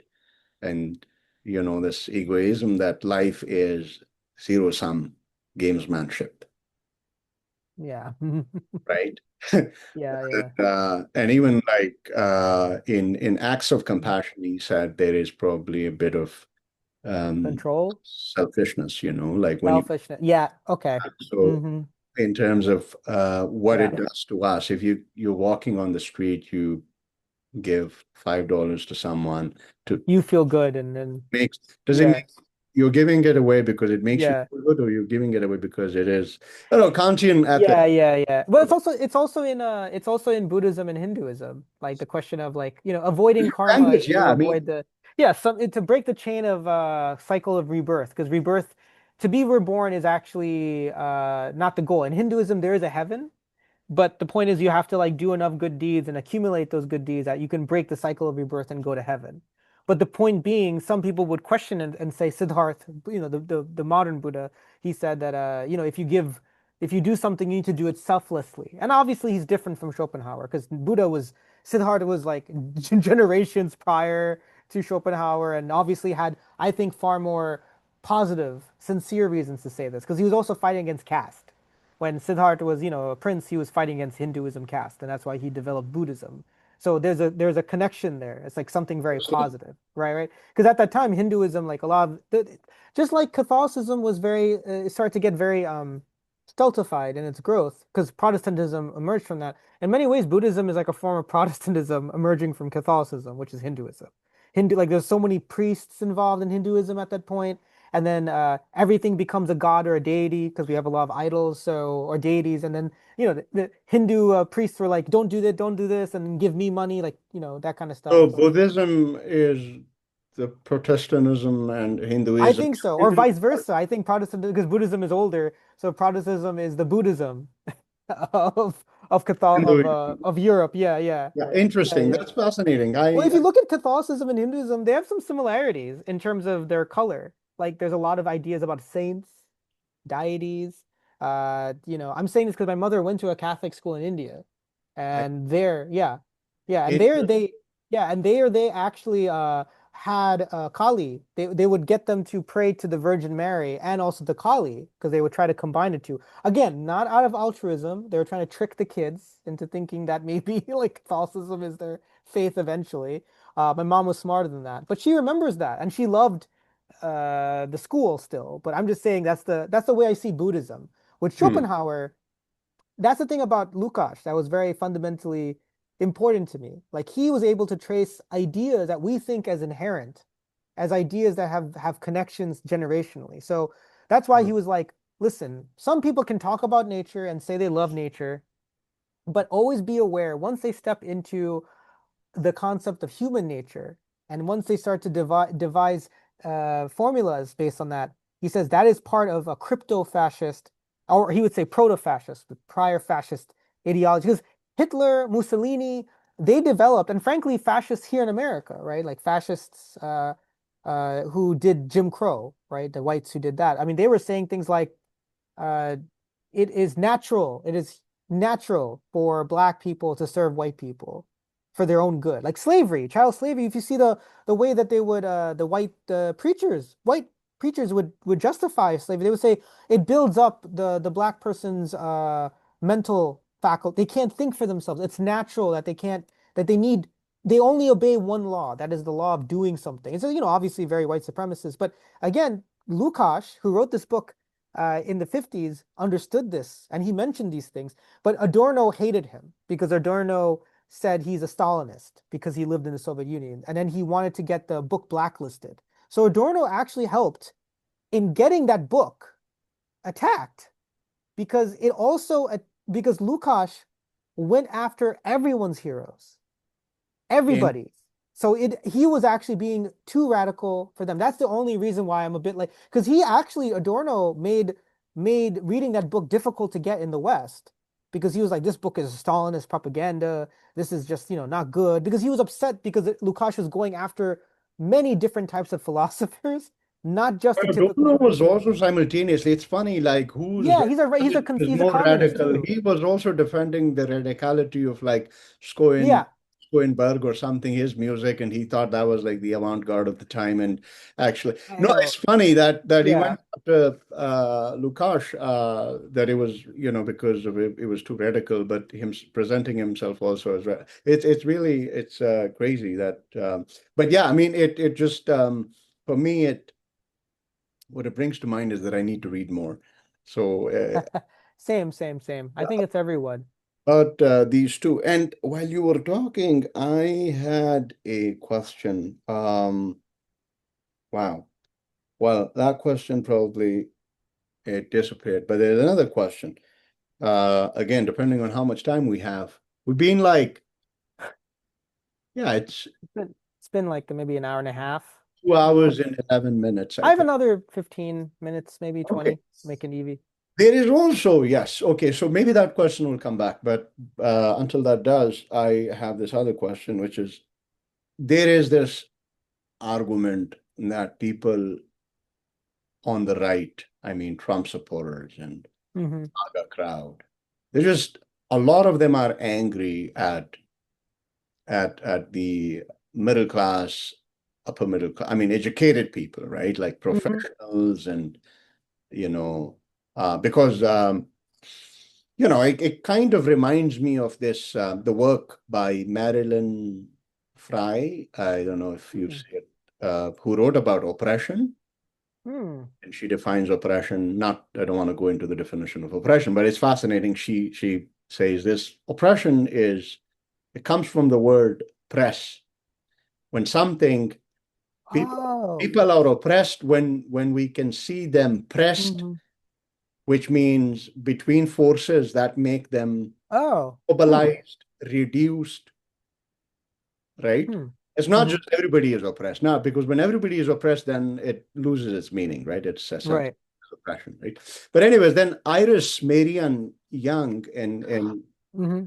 in her essay, and she uses Fry's work also builds on it. She develops this idea of the five faces of oppression, right? Yeah, yeah, yeah. Disempowerment, marginalization, violence, and the fifth one, I don't know what is the fifth one. But disempowerment is an interesting one, right? When people Hmm. or marginalization, right? Like Right. people could become marginals, like senior citizens, like old people, right? You just or Hmm. other folks, you could be a white person or you could be anybody. You become the marginal Right, right.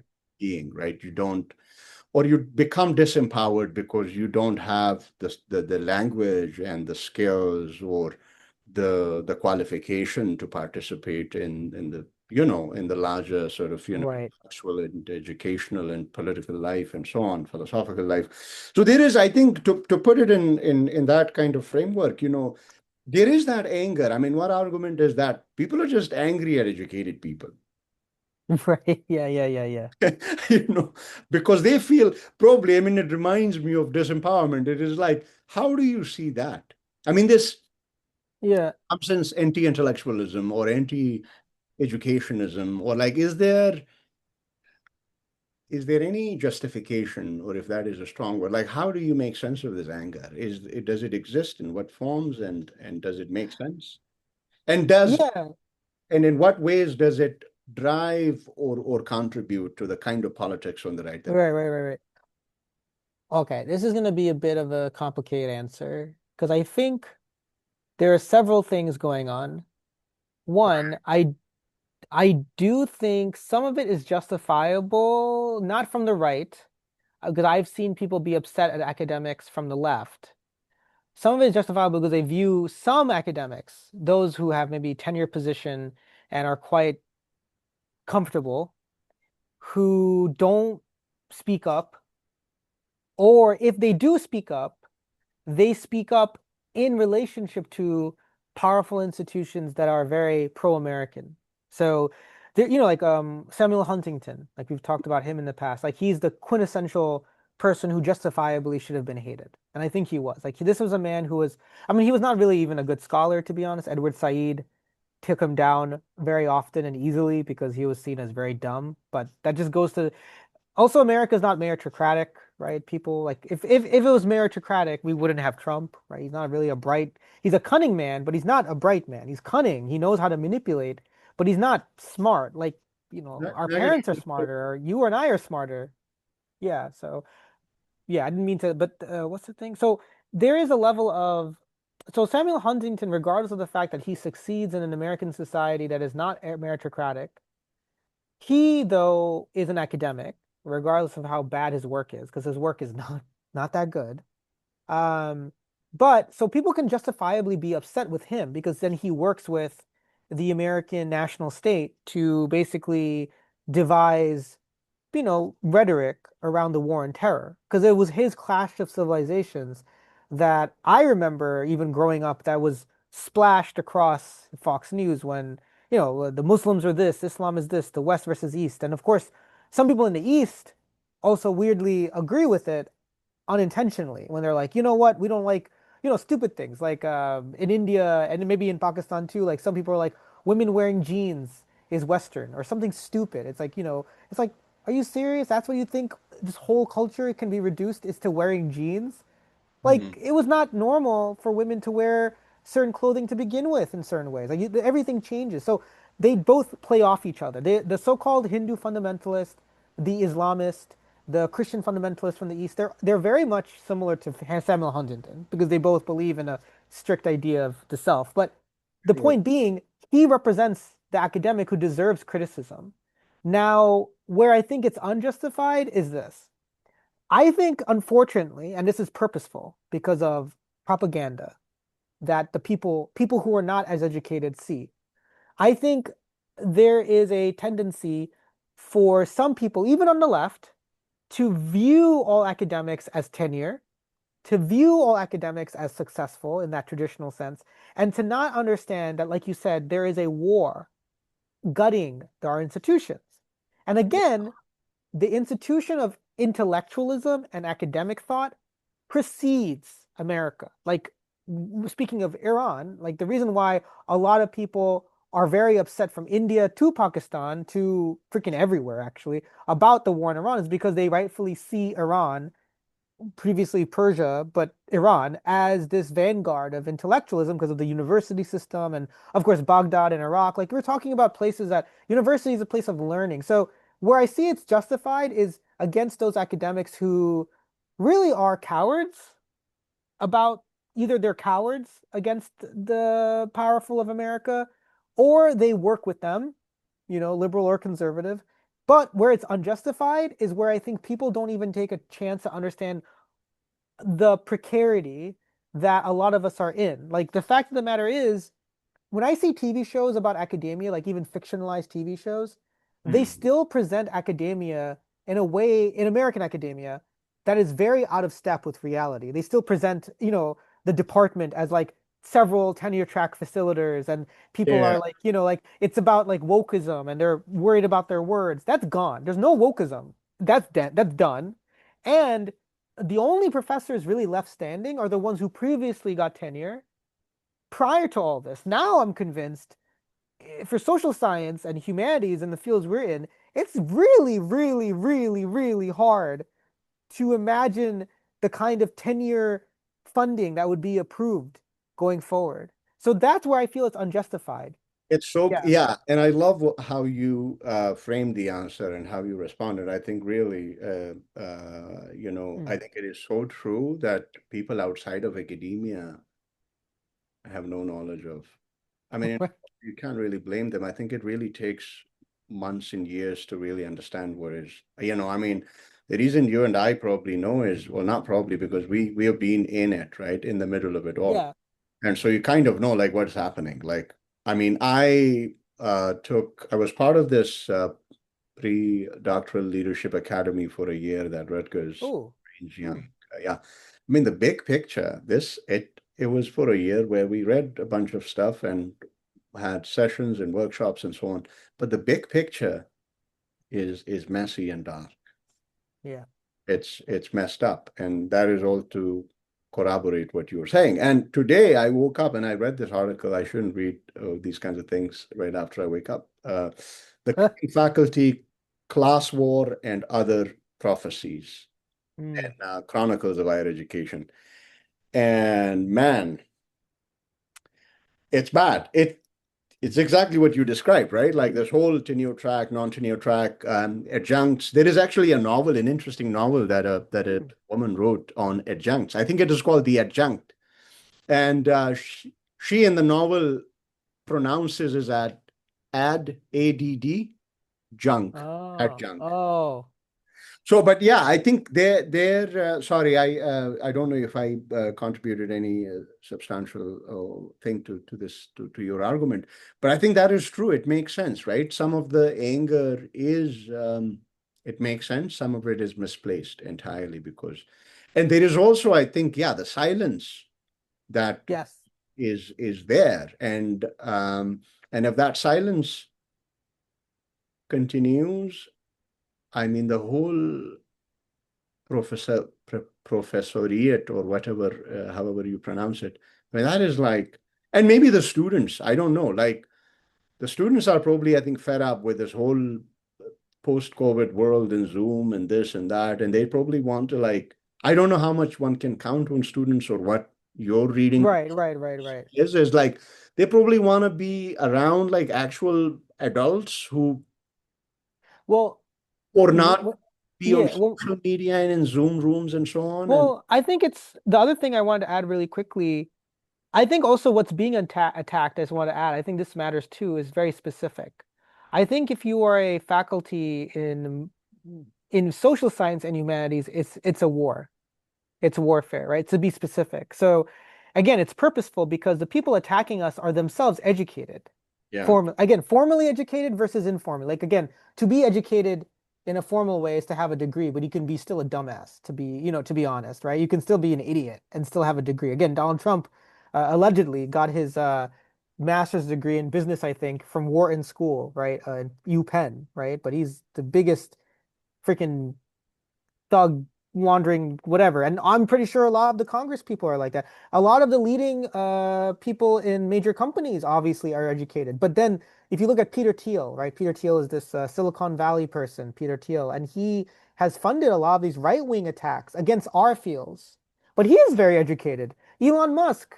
Elon Musk didn't work in some random car garage with no degree. He has, I'm sure, multiple degrees, but he is formally educated, informally dumb, cunning, but then he attacks us. So everything is purposeful. I think what's happening is people don't quite, and then the other added thing, and I'll bring it back. I think rightfully, in a sense, also people feel alienated from universities because when you're a student and you leave university, you leave with lots of debt.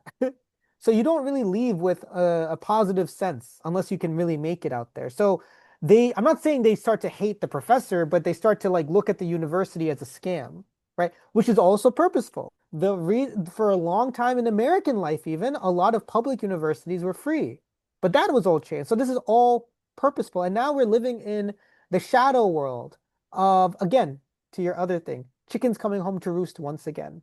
Because I do think in the future, this is Hmm. also going to bite this is also going to bite the butt, or whatever the phrase is, of even the capitalists who think they're doing a good job by attacking us. Because they don't want thinking people, right? That's the issue. They want workers. Do your STEM job, make a drone, but don't think philosophically what that drone is doing. Just make it. That's what they want. But guess what? At some level, you're going to need societally, beyond socialism or capitalism, societally, you are going to need some critical thinkers who can devise policies, so somewhat. And if you don't have that many, that is going to cave society generally, even for the capitalists. And this is happening with the capitalists. If you look at the capitalists, I hate all of them, but if you look at them generationally, they're also getting stupider and stupider, by the way. They're getting more and more irrational. Elon Musk is probably one of the dumbest educated men you can find. He does things that makes no sense for his own business. When he does a Nazi salute, whether or not he's an actual Nazi, but that was a Nazi salute, that is also business-wise dumb, right? When he talks about the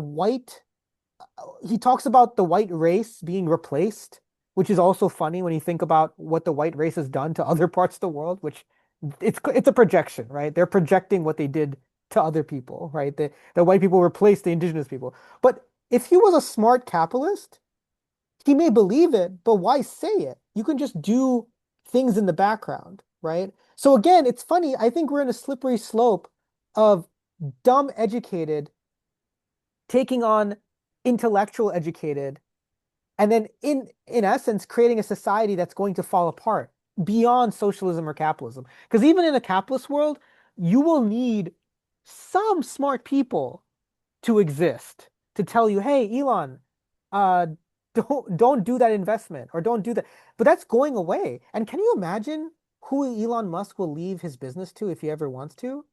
He'll leave it to some guy in his office who probably kissed his butt and said yes to everything. And that guy's going to be dumber than him. Dumber than him. Yeah, and this two things come to mind.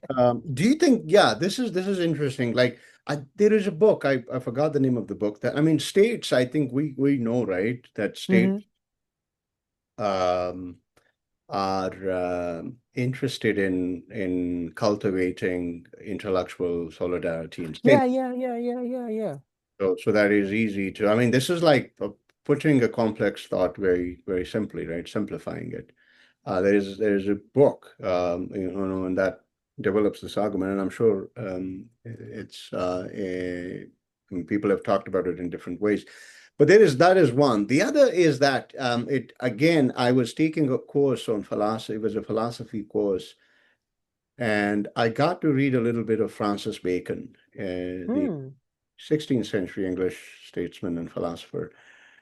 And this idea is attributed to him that Bacon actually said that the point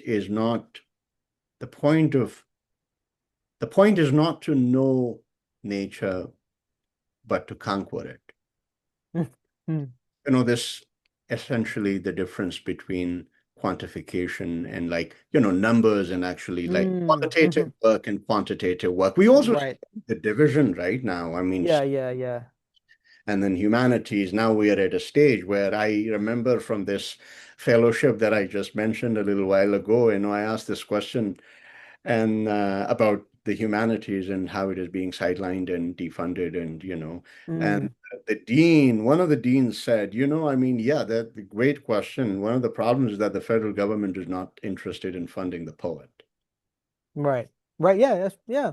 So that I mean, and that you see is also coming up. Like these elites and all they care about is like money and numbers and big money. I mean, you listen to Trump, like big money, it comes up in every third sentence. So I think there is that. Yeah, yeah. And I don't know your thought, and then we'll wrap it up. Yeah, yeah. Um, I think there are, well, first of all, yeah, Trump is always about big money. He's also always about Trump, and also he That's first and is, foremost. Yeah. yes, and that's above everybody except maybe his daughter, who he's in love with. But except he probably loves his daughter more than his wife.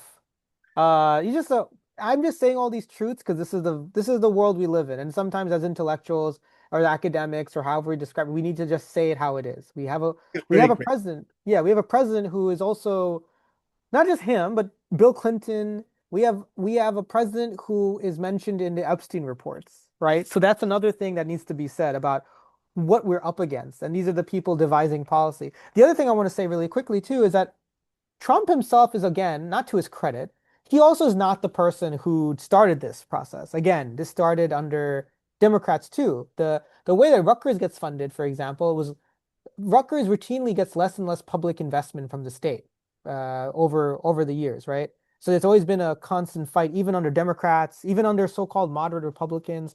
Everybody since the 80s Hmm. wanted to control mostly our fields, right? They view our fields as, speaking of the poet, they view them as either superfluous, like surplus, like not necessary, or they view them as antagonistic.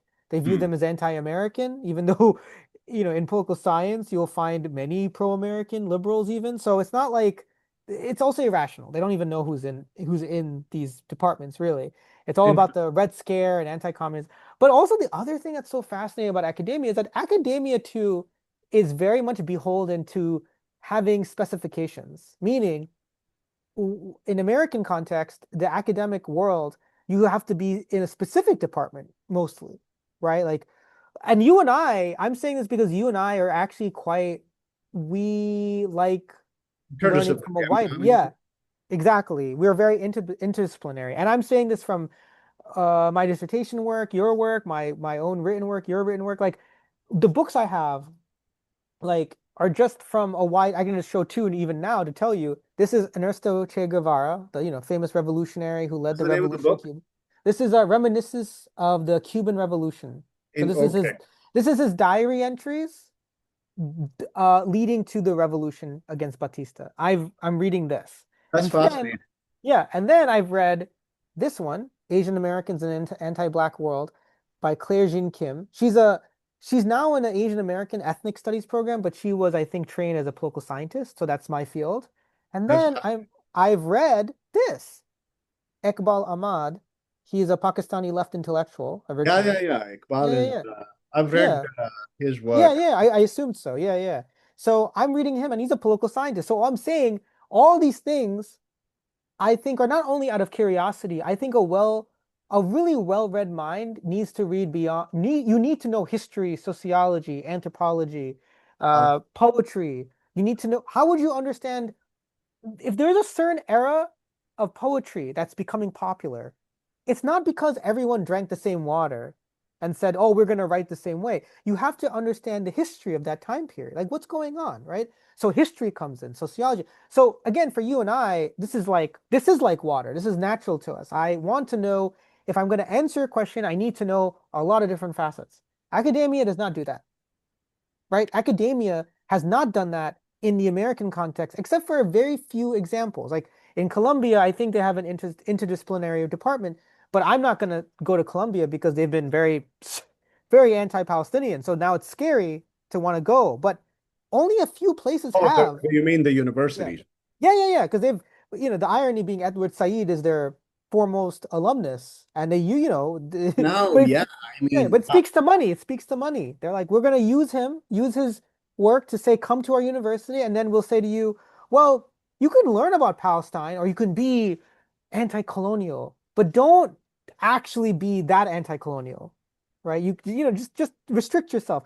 But to your point, and to our point, to be a real intellectual, because to be an academic may be something different, but to be a real intellect, whether or not you're formally, informally, you need to know many things about the same side. You need to know the prism totally. Like to understand poetry, you need to know history. To understand history, you need to I, sociology, right? I And that's love. denied. That's denied. That's not allowed. Because again, when we're applying for jobs, I mean, I'm applying for a range of jobs because I'm looking for a lot of places to go. But but still, but when you look at our backgrounds, everyone's trained in something. usually. We're trained in one thing, and that is also a problem. I think academia and learning has to be completely deconstructed in that sense and decolonized in that sense to where when students get their degree in political science or anthropology or in international affairs, they're emerging from the situation is not just saying, oh, I know the history of something, but they also know the art of something, or they know the history of art, or to what you said with your partner, the film history of something. Like understanding film history and understanding the history of film can be quite important to understanding a country's history, right? Like how do you understand a country? Phenomenal. I think that is just so, yeah, I love the way you spoke to this the last point. Yeah. Yeah, and I think probably that could, I don't know, but that could be seen as one of the reasons for the this collapsing uh Yeah. you know situation or condition of academia. You have, like we've talked about this extensively, you have people in departments and completely siloed and specialized and focused on Uh-huh. one thing. And the moment you like read a line from a poem or, I mean, or Yeah, yeah. you mention a name and then people are just like, wow, what's happening? Like, let, let's get out of here. What is wrong? But the reality is that a lot of these Right. departments, I mean, look at sociology. It's like Auguste Comte. It's like in mid Mm, 19th century. It says right, right, right. these are very modern developments, right? Yeah. Political science and sociology and anthropology and so on. And not to Yeah, mention that anthropology for the longest period was colonized by Westerners and white men and right. I wrote. mean, its purpose in the modern world was to go out and to learn the other, to bring back intentionally to defeat them, because you need to learn them. It was meant for, but the other thing, the quantitative qualitative divide, that's the other interesting thing. I think you and I would agree.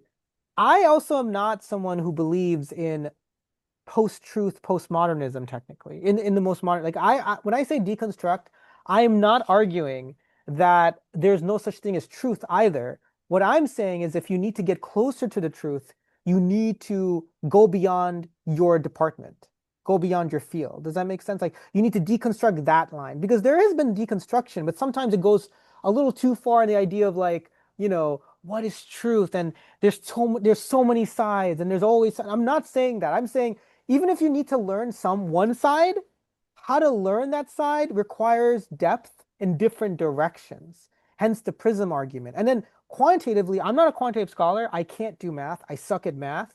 But yeah, okay. But I'm not against anyone who would use math with qualitative work. I've seen that happen. I've seen many great scholars who are like, they're quantitative first, but they're always saying like, I'm reading this book. They're reading the same books you and I. That is rare, but that's what I mean. Like having a big picture is still pretty important. Extremely important, yes. So on that note, I know the intention for this episode was to unpack Yeah, yeah, yeah, yeah. intellectuals and who is an intellectual and so on. Which I mean, we I think covered a lot of ground. We Yeah, spoke yeah, yeah. anything. But for the next episode, I think it would be nice to spend some time Yes, on who is an intellectual, who I has would love that. Yeah, yeah, yeah, yeah. and what do we mean? What do people mean when they say intellectuals? Like, what is Right. the role and function of an intellectual in a society? Yes. And who qualifies as one and who doesn't, and who decides, and the responsibility and so on. Yeah. Yeah, my Yep. friend, what a joy. Thank you. I'll, Thank you so much. I'm excited. And of course, it's always fun to talk to. We talk like this all the time. we yeah, and now we gotta continue this one. Yeah, It's yeah, going yeah. to be fun. I appreciate it. Thank you. See you soon, huh? Thank you. Bye. Bye.